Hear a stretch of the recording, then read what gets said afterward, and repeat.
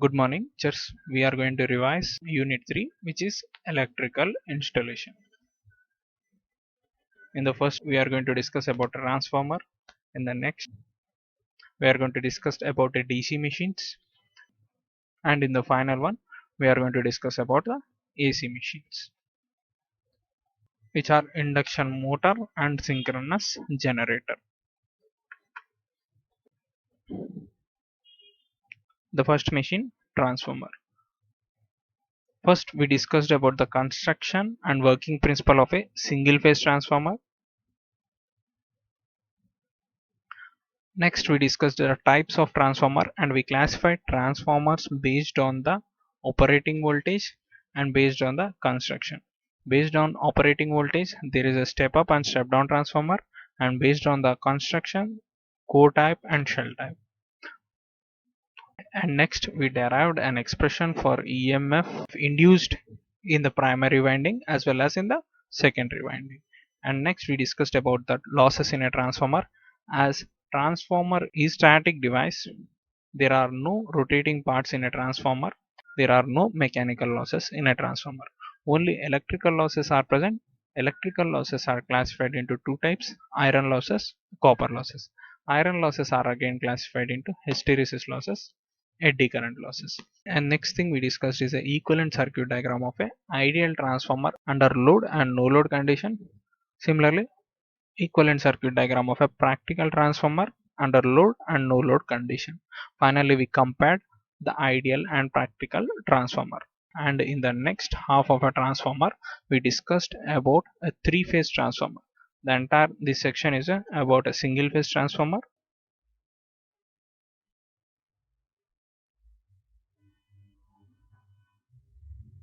and this section single phase transformer. In a three-phase transformer, we have only two concepts according to the syllabus, which is a three-phase transformer construction and three-phase transformer connection. And finally, advantages of a three-phase transformer over a single-phase transformer. These are the contents.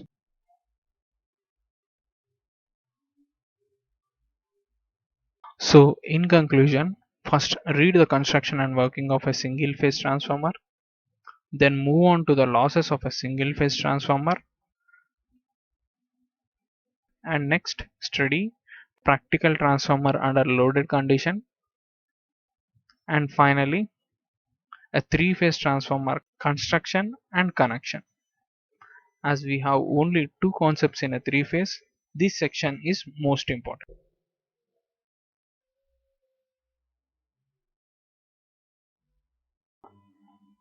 And a definition of a efficiency, voltage regulation, turns ratio, transformer ratio. From this section, there is a possibility for a 2 marks question. And next, study classification of transformer based on the operation and construction, EMF equation, and finally the comparison of ideal and practical transformer. DC machines. In DC machines, we discussed what is a generator. A generator is a machine which converts mechanical energy to electrical energy, and the working principle of a generator is Faraday's laws of electromagnetic induction. And moving on to the motor. Motor is a machine which converts electrical energy to mechanical energy, and the working principle of a motor is Lorentz force law. And we also discussed Fleming's left hand rule, Fleming's right hand rule. Fleming's right hand rule is used to show the direction of induced EMF or a current in a generator, whereas Fleming's left hand rule is used to show the direction of rotation or force in a motor. These are the basics for a DC machine, and also for the AC machines. You can expect a 2 marks question from this section. Moving on to the content. The first one is a construction of a DC machine. Machine implies both generator and a motor. The construction of a DC generator and DC motor is same, so we can use same machine as a DC generator as well as DC motor. So in construction, the constructional part or parts in a DC machine are majorly classified into two types. The first one is a rotor, the part which rotates, and the second one is a stator, the parts which does not rotate. And we saw what are the elementary parts present in a rotor and what are the elementary parts present in a stator. Moving on to the next concept, working principle of a DC generator.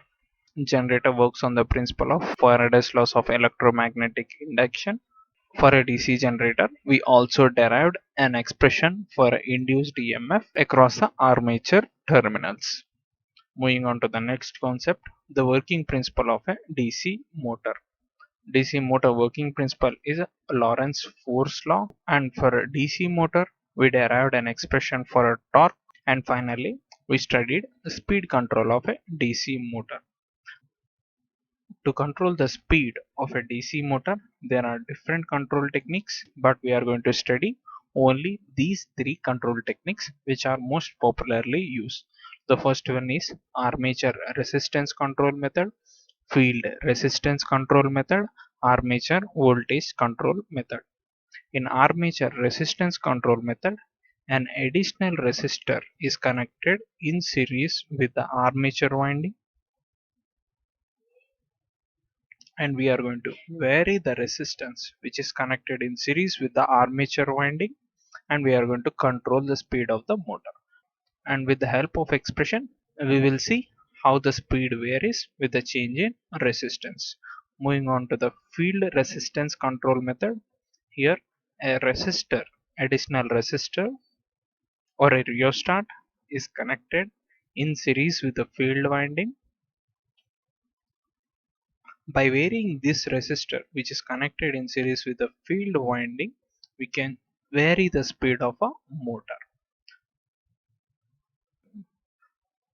Similarly, we are going to see how the speed varies with the change in resistance value with the help of equations. Finally, the armature voltage control method. In this control method, we are going to vary the voltage applied to the armature.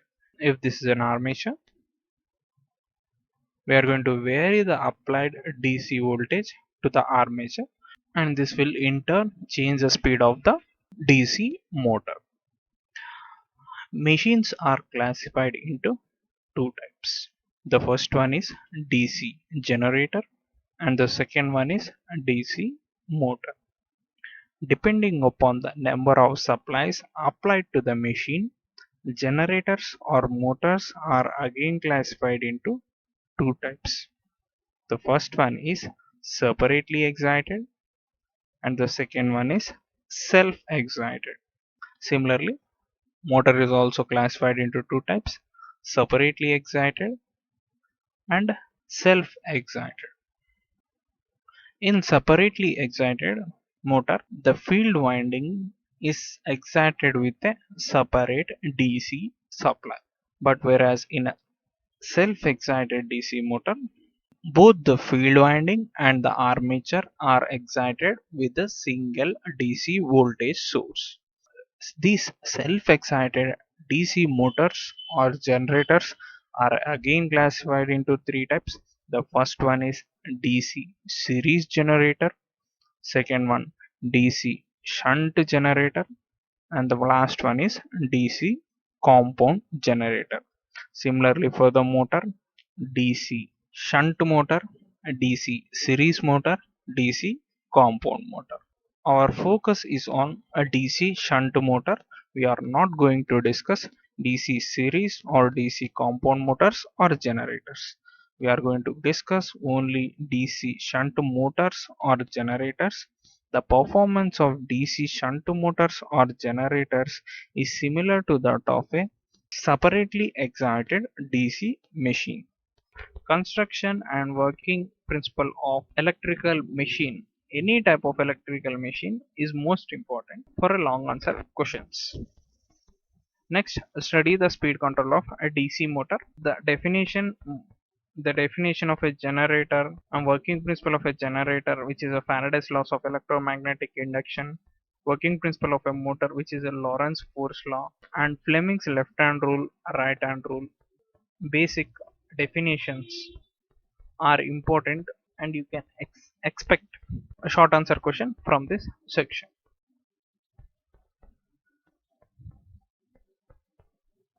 AC machines. In AC machines, we are going to see the working principle, construction and speed control of an induction motor, and working principle and construction of a synchronous motor.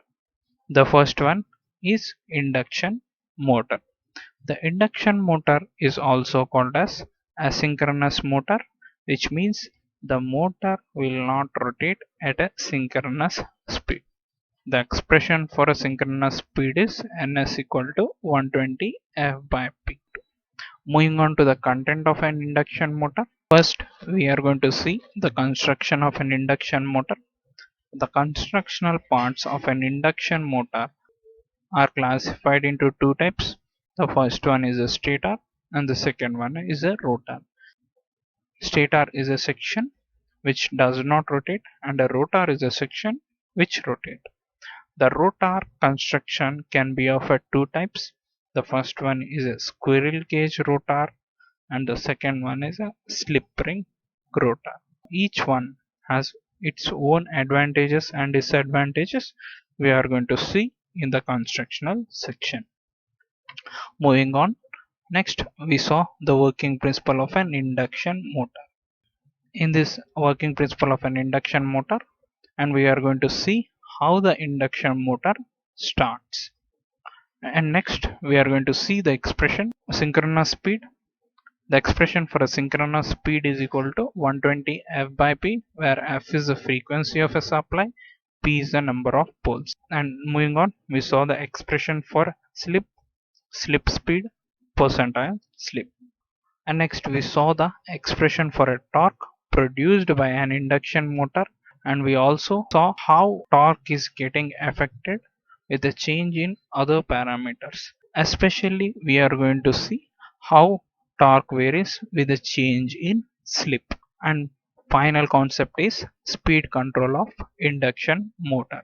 There are different speed control methods available to control the speed of an induction motor, but we mainly focused on these three speed control methods as these three are most widely used. The first one is a pole change method. Here we are going to change the number of poles in a stator and control the speed of the motor. In a stator voltage control method, we are going to change the applied voltage to the stator and control the speed of the motor.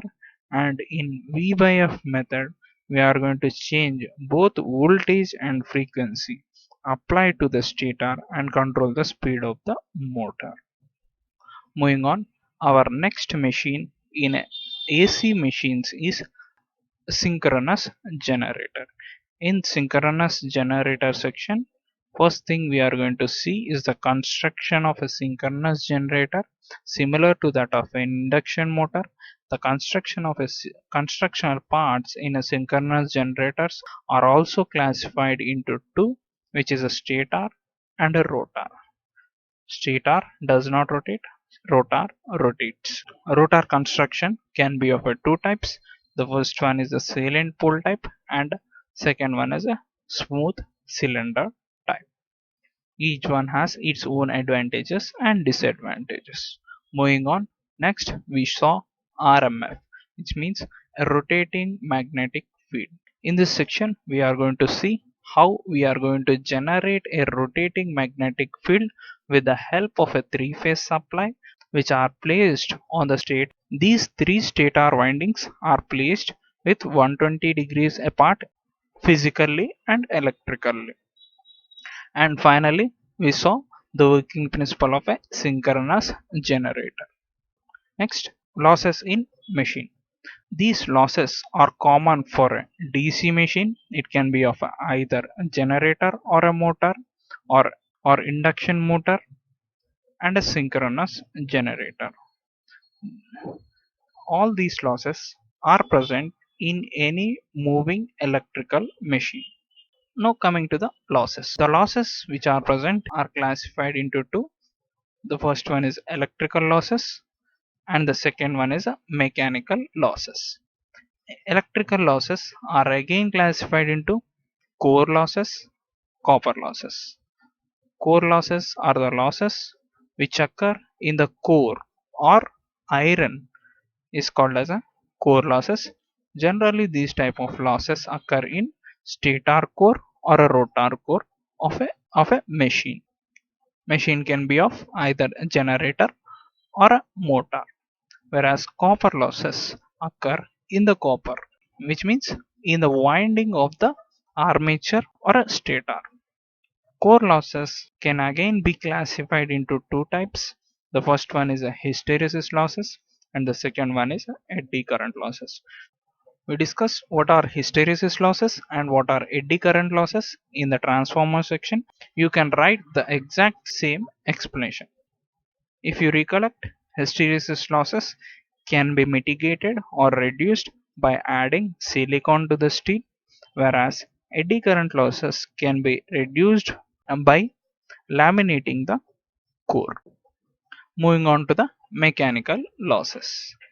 Mechanical losses are again classified into two types: frictional losses and windage losses.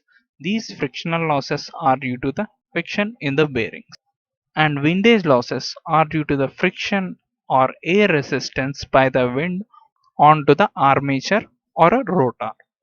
In conclusion, first read construction and working of an induction motor. Construction and working of an any machine is most important. First read that one.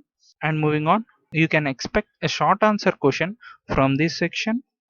And next read the torque equation and next speed control of induction motor. In synchronous motor, first read the construction and then working of an asynchronous motor, and finally go to the RMF, which is a rotating magnetic field.